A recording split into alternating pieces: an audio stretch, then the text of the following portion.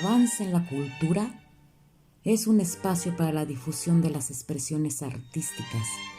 Su principal objetivo es compartir la voz y el pensamiento de los hombres y mujeres que llevan su talento y su visión creadora a otras dimensiones, para trasladarnos a esos mundos mágicos y fascinantes, donde solo se puede entrar con el poder de la imaginación o con las llaves secretas del arte.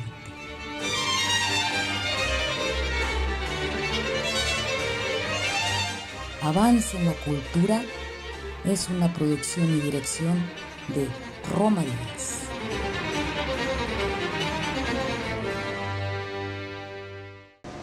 Bienvenidos amigos a un programa más de Avance en la Cultura.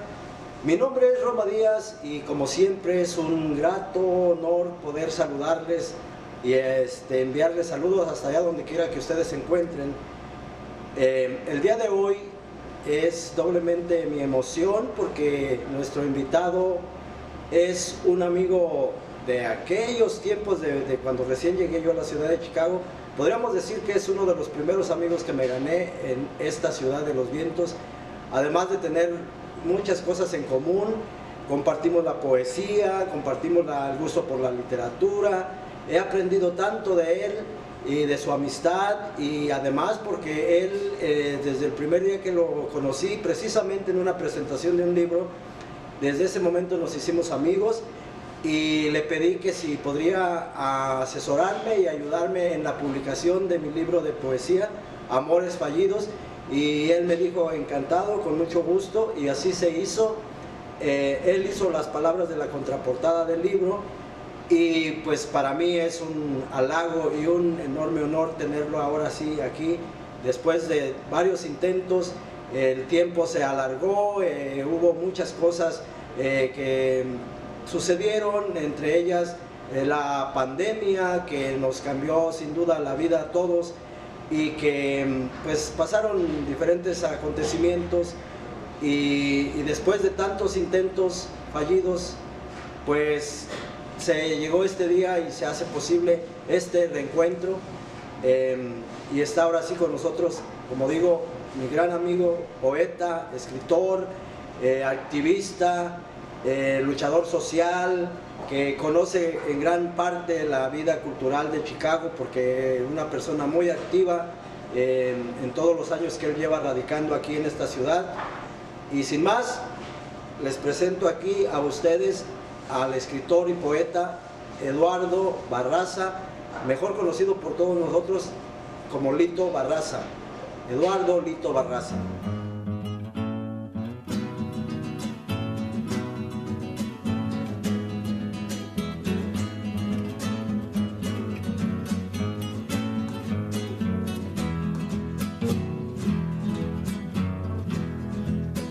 Para olvidarme de ti, voy a cultivar la tierra.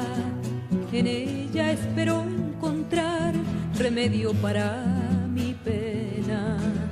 Aquí plantaré el rosal de las espinas más gruesas. Tendré lista la corona para cuando en mí te mueras. Para mi tristeza violeta azul, clavelina roja pa' mi pasión, y para saber si me corresponde, deshojo un blanco manzanillón. Si me quiere mucho, poquito, nada, tranquilo queda mi corazón.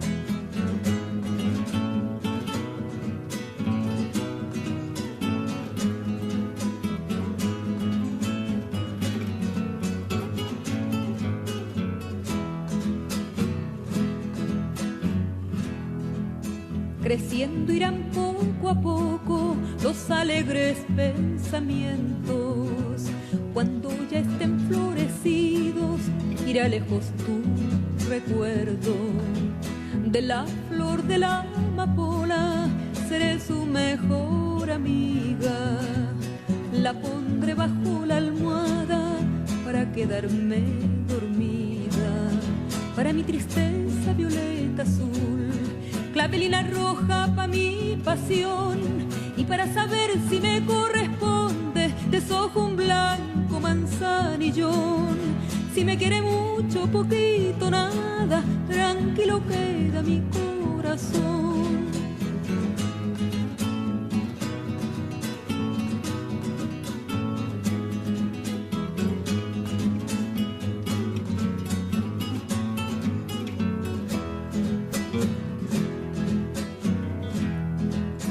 Cogollo de toronjil cuando me aumenten las penas, las flores de mi jardín han de ser mis enfermeras. Y si acaso yo me ausento antes que tú te arrepientas, heredarás estas flores, ven a curarte con ellas. Bienvenido, Lito, es un gusto para mí saludarte y agradecerte de antemano la oportunidad que nos das de conversar contigo en cámara para Avance en la Cultura. Te comento que este proyecto de Avance en la Cultura tiene como propósito pues dar a conocer el talento que tenemos aquí en la ciudad de Chicago. Recuerdo muy bien en aquellos tiempos cuando recién nos conocimos que te escuchaba en la radio con el gran locutor Alfonso Hernández y siempre decía, ahora con nosotros el poeta de casa Lito Barraza. Y bueno, el programa ya no existe, lamentablemente uno de los únicos programas que teníamos de un corte cultural muy bien hecho. Pero bueno, de hecho por ahí tengo algunas grabaciones en audiocassette que te las podría compartir posteriormente, pero me remonto a esos tiempos cuando recién nos conocimos porque convivimos mucho tiempo. Recuerdo que asistí a la presentación del libro de Muriel Parker, sí, claro. Un libro de poesía, La tibia carne, exacto, que yo tengo el tomo, uno de los tomos. Me gustaría empezar platicando contigo cómo es que llegas tú a Chicago. Quiero decir que Lito Barraza es un exiliado chileno, y quisiera que empezáramos por ahí. ¿En qué circunstancias se da este famoso exilio y por qué Chicago? ¿Cómo es que sucede que es la ciudad de Chicago? ¿Quién la escoge? ¿Cómo se da?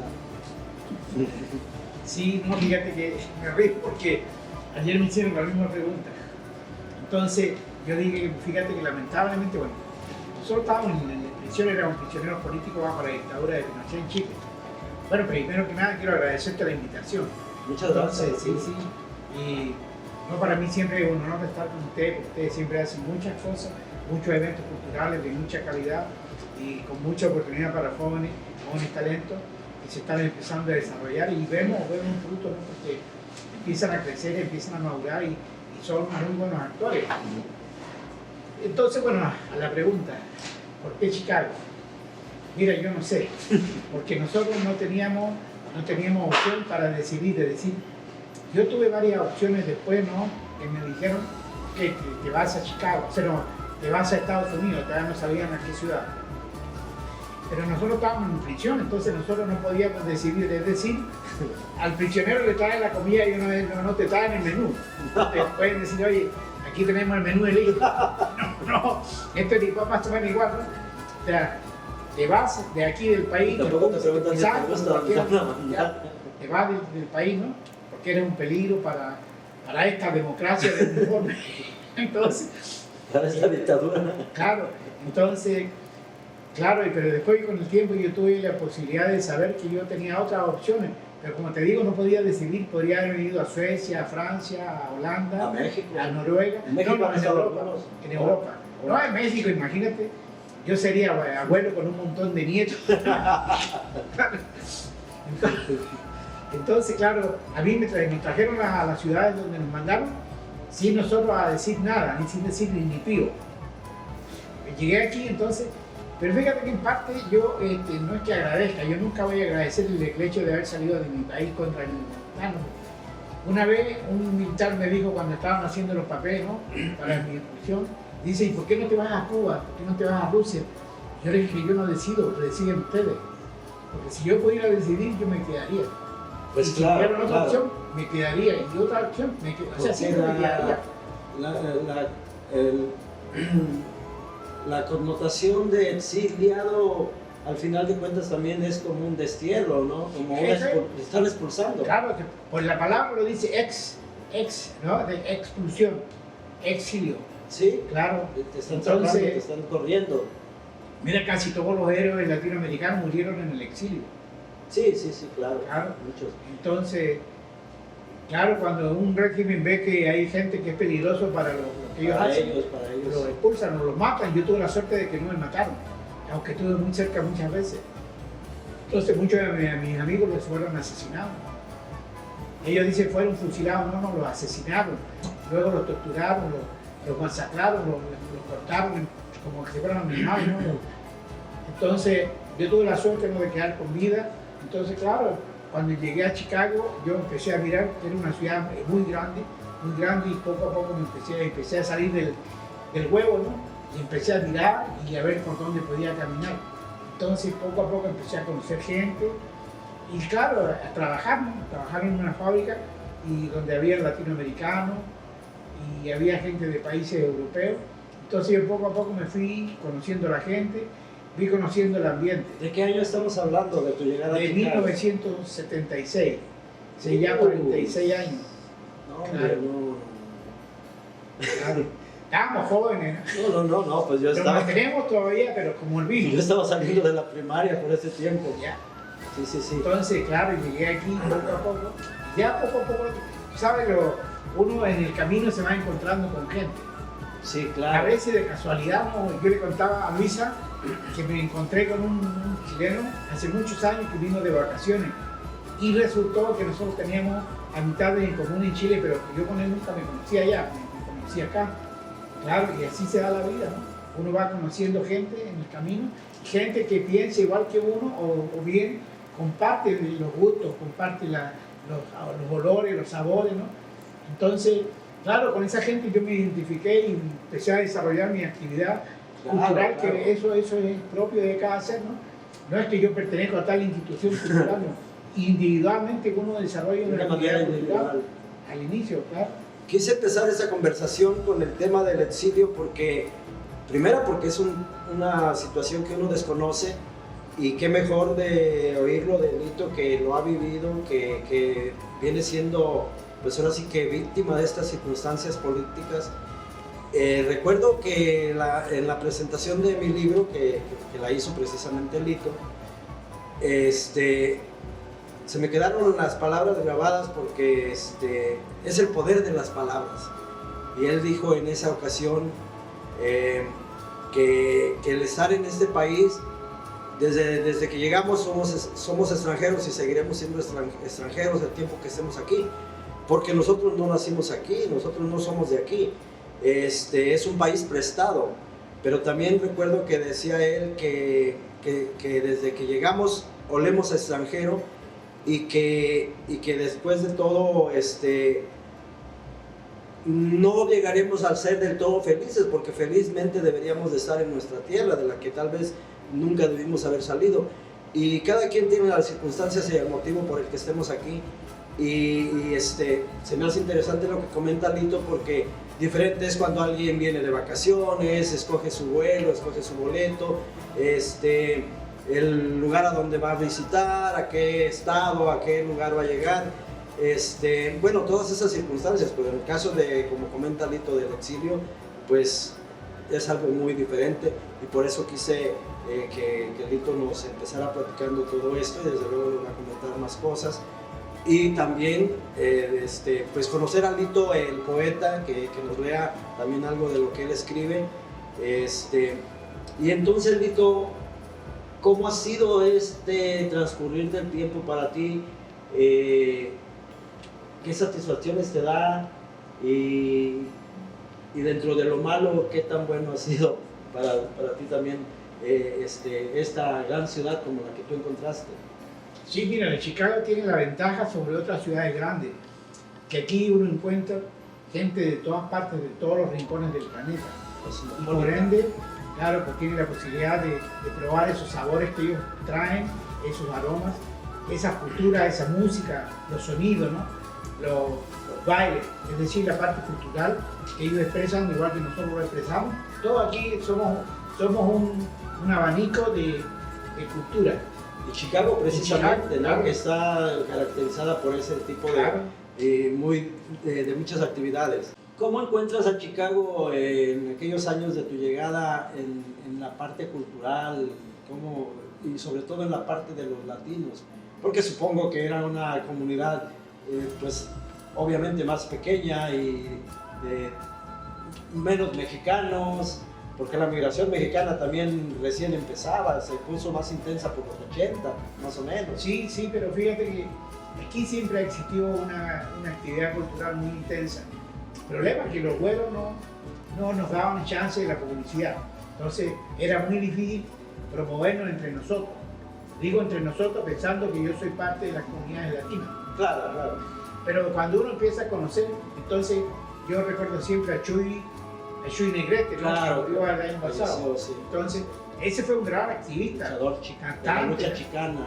Ellos hacían teatro, Sí. hacían mucha actividad, ¿no? Participaban en las marchas, en las celebraciones. Las actividades con Carlos Arango. Claro, publicaban sus Plaza periódicos. Aztlán. Claro, publicaban sus periódicos, tenían sus instituciones.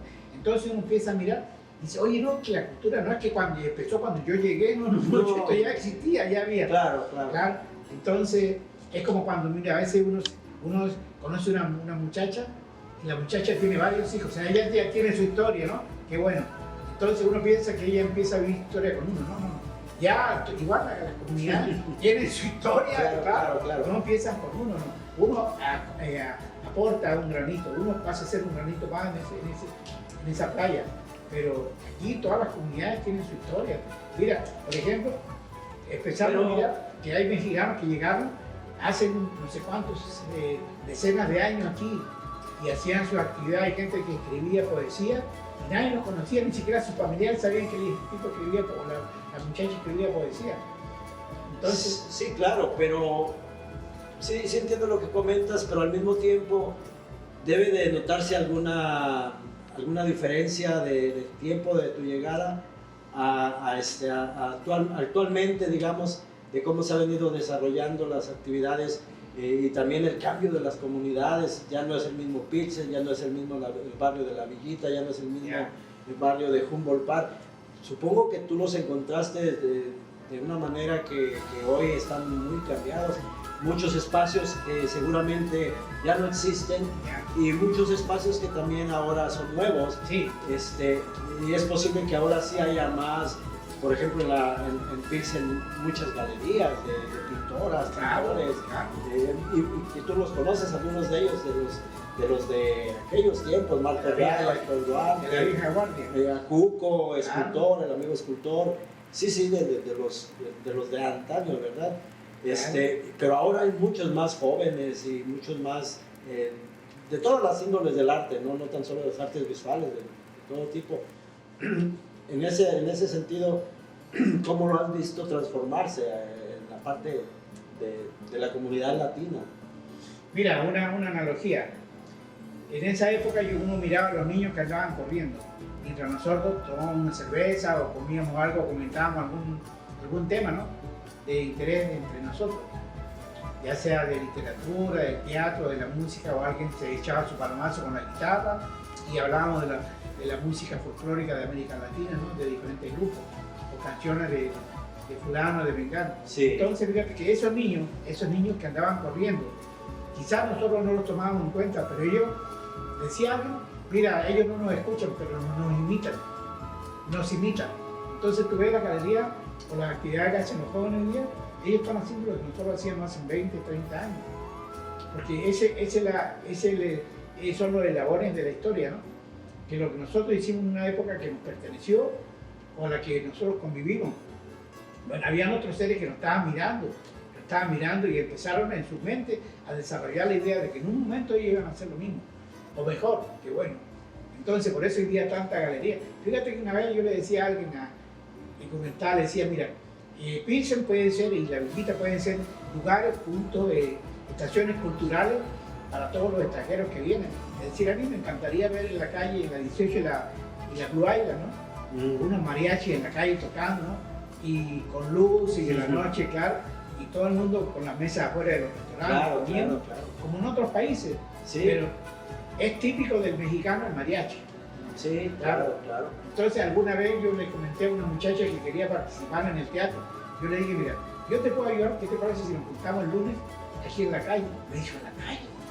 Pues ahí nace el teatro, en la calle, le digo. Claro. Mira, cuando tú te subes a un tren, tú lo que ves ahí es teatro. La vida de la gente eso es teatro. Después se representa en un escenario, pero el escenario natural es la calle, Sí, es el tren, es la el función bus, del teatro. es la estación, el paradero de los buses, los lugares de trabajo, esos son los escenarios naturales y de todos los días. Esos son improvisaciones, ¿no? No tienen una guía, como se dice, un script. Sí, sí, sí. Claro. Me gustaría que ahora Lito nos comparta algo de lo que él escribe para que ustedes pues conozcan también de viva voz su línea poética y también porque de lo que nos comenta, mucho de lo que escribe Lito, yo veo que ahora a través de las redes sociales y todo eso, él sigue muy activo y tiene muchas también amistades y tenemos muchos amigos en común también.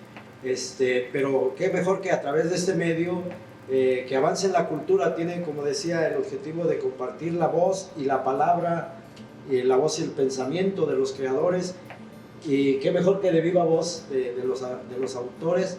Y entonces vamos a escuchar a Lito Barraza con su poesía. Aquí en Chicago hay otra comunidad que es muy importante, y es una de las comunidades de donde sale, por ejemplo, el blues, el jazz, que es la comunidad afro como dicen, afrodescendiente, bueno, los negros, las negras. Y es una comunidad muy importante y que tiene mucha colaboración en el arte. Entonces, yo pensando en eso, yo imaginariamente me creé un diálogo que tiene que ver con esto, ¿no? Del intercambio que nosotros tenemos a nivel de seres humanos más que de comunidades raciales. Entonces dice, por un momento se quedó mirándome y me preguntó, ¿te incomoda el color de mi piel? Ella es negra.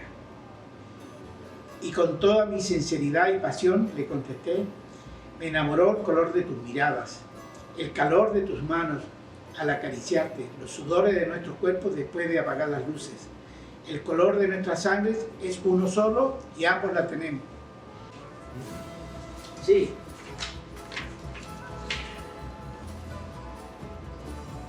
Mira, aquí ya vemos, yo digo, nosotros no es que tengamos que romper reglas, pero es, por ejemplo, los desnudos se consideran un tabú, ¿no? O la gente no los quiere tratar, pero resulta que en la Capilla Sixtina los ángeles están desnudos y nadie dice nada sobre eso. Entonces dice, no considero un atrevimiento desnudarte y encender zonas más privadas, zonas que solo la Iglesia y la santa hipocresía se permiten en privado y a escondida, que los pecados no concebidos asoman y suden sin el menor de los reparos. Si todo esto no se le prohíbe a mis ojos, ¿por qué a mis manos, a mis labios? Siempre es grato escuchar la poesía de Lito porque además desde que nos conocimos, lo dije al principio, me identifiqué mucho con él porque prácticamente él me motivó y me inspiró a que yo me animara a publicar el libro de poesía de Amores Fallidos, que él hizo, como dije, las palabras de contraportada en el libro, porque yo recién empezaba a escribir, como luego dicen mis pininos, mis primeros versos.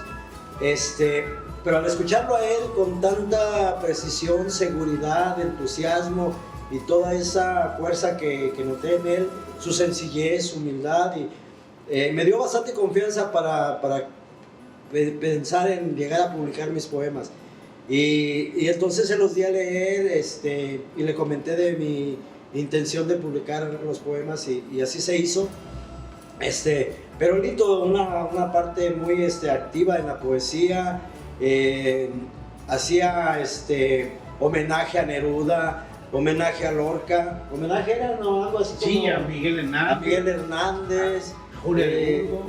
Entonces, pues obviamente uno ya conocía a esos grandes poetas, pero estar en contacto con la poesía, escucharla nuevamente, no es lo mismo a leerla por su cuenta, sino escucharla con los que la exponen y la declaman o la leen, la dicen.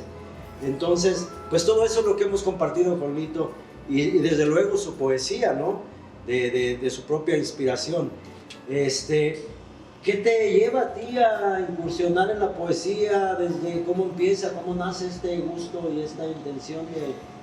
Estoy contaminado.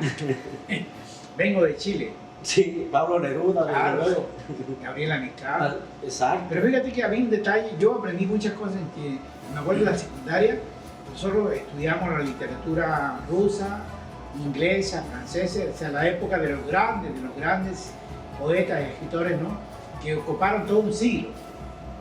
Y después en la universidad, bueno, ya con más conocimiento, ya con algo de cierta autoridad, ¿no? Podíamos conversar y discutir, claro, con otros compañeros, ¿no? ¿Alguna vez llegaste a ver a Neruda en persona? No, nunca. Aunque tuve posibilidad, pero lo que pasa es que yo vivía en provincia. Sí. Entonces, Neruda era más de la capital, ¿no? De la zona sur, porque él es de una zona que se llama la zona de la Araucanía. Entonces, él es de Temuco. Sí. Por ahí no en esos pueblos. Incluso hay un pueblo que se llama Carahue. Yo estuve ahí una vez y me mostraron una de las casas que tenía Neruda ahí. Fíjate que nosotros en la secundaria, todos leíamos a Neruda. O sea, Neruda era el... Para ese momento ya era grande. Era grande, claro. Y era el eterno postulante al premio Nobel. Sí. Pero también había otros poetas de gran valía, ¿no? Pablo de Roca, que no quería a Neruda. Y después también había muchos, o sea, cada ciudad tenía sus poetas insignes, ¿no? Entonces, claro, leímos mucha poesía, Gabriela Mistral, ¿no? Una poeta que dio el batacazo, porque los sistemas capitalistas de esa época todavía, ella rompió los moldes porque fue la primera mujer, el primer premio Nobel latinoamericano, y lo logró una mujer, o sea, como desafiando todo el machismo, ¿no? Toda la misoginia de la cultura latinoamericana, y ella logra el premio Nobel, y entonces en Chile le dan el Premio Nacional de Literatura, 12 años después, imagínate. Oye, ¿por qué lo quiere? Ya tiene el Nobel, ¿no? Entonces, hasta el momento, hasta el día que pasaron ya muchos años, todavía los misóginos no quieren a Gabriela Mistral. Entonces, claro, nosotros bebimos de esa poesía, ¿no? Entonces, no teníamos escapatoria. Ya desde tus tiempos de preparatoria, de estudiante, secundaria, claro, ya andabas en... Claro, entonces pudimos saber en la secundaria leer a otros escritores y poetas de otros países, ¿no? Por ejemplo, a Dostoyevsky, a los grandes escritores rusos, que son importantísimos, claro, para la literatura, ¿no? Sí, porque ahorita que comentas, no sé si solo sea mi impresión, pero por ejemplo en México, cuando en mi época de estudiante de la preparatoria, uno tenía la referencia de Chile, pues con toda esa visión política a través inclusive de la música. Y en la preparatoria donde yo estudié, en esos momentos todavía estaba un activismo político muy fuerte. Sí. Todavía estaba la guerrilla salvadoreña y todo ese tipo de cosas. Pero recuerdo mucho la parte de la música que se oía bastante, ¿no? Víctor Jara, desde luego. Víctor Jara, Imani, todo ese Yapu. Exacto. Claro. Y mucho más. de mi ciudad. Sí, Sí, son de mi ciudad. Yo los conozco de cuando era niño. Ah, mira, qué interesante. Yo los conocí por Lito, allá por la música, sí. Así que entonces, toda esa parte tú has crecido desde entonces ya con la línea poética, la vena poética. Sí, y fíjate que un gran precursor de la poesía, además de por su libro, ¿no? Fue Neruda. Neruda, yo recuerdo que él hacía, hay grabaciones, todavía existen grabaciones, él hacía presentaciones de su poesía, entonces él invitaba a los dos primeros actores, el primer actor del teatro chileno y la primera actriz, que eran esposos, Roberto Parada y ya me voy a acordar el nombre de ella, María Maluenda, y Neruda. Entonces él leía poesía y como ellos eran actores tenían mejores voces, ¿no? y le daban más impulso Claro, a claro. la poesía. Entonces, yo aprendí de esos programas, y era lo que hacía acá.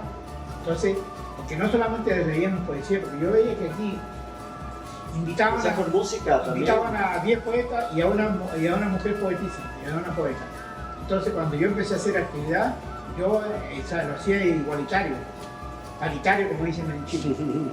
O sea, 5 poetas hombres y 5 poetas mujeres. Claro, 5 y 5, ¿no? Y me acuerdo que una vez, cuando hacíamos los shows en el Hat House, hicimos en marzo, yo me acuerdo que con José Bono, que éramos los que organizábamos todo, y yo le dije a José, mira, viene marzo, el mes de la mujer, entonces el próximo show lo van a organizar las mujeres y va a ser de puras mujeres. Y yo me acuerdo que una vez cuando inauguraron el nuevo Hat House, ahí en el Downtown, en la Balbo y no me acuerdo la otra calle.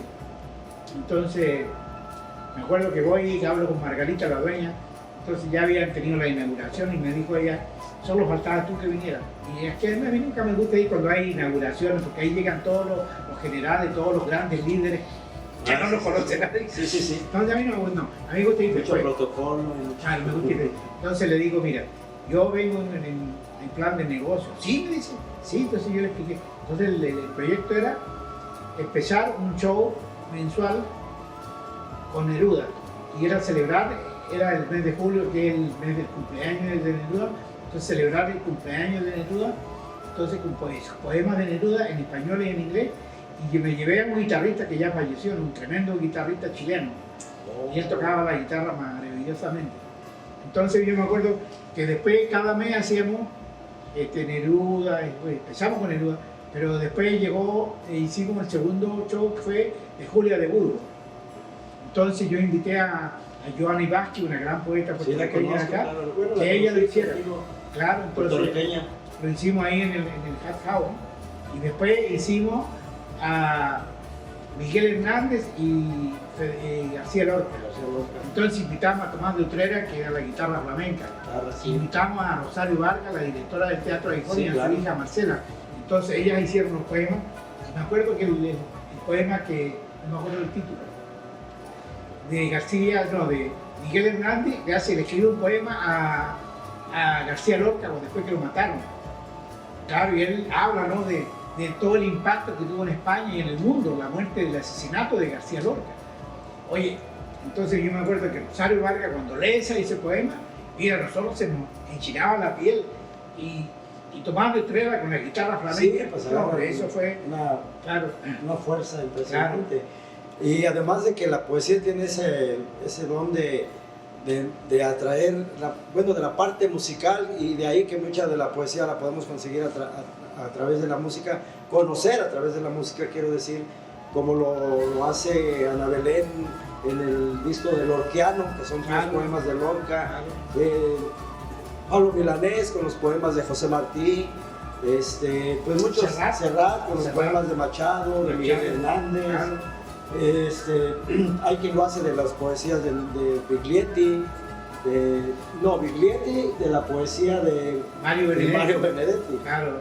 Y así infinidad de gente que se dedica a interpretar la poesía, porque la poesía pues prácticamente lleva intrínseca ya la melodía, la música. Claro, y fíjate que aquí en Chicago yo sé que alguna gente se recuerda, ¿no? Pero muy poco. Aquí hacían algo así, Tomás de Utrera con Ana Castillo.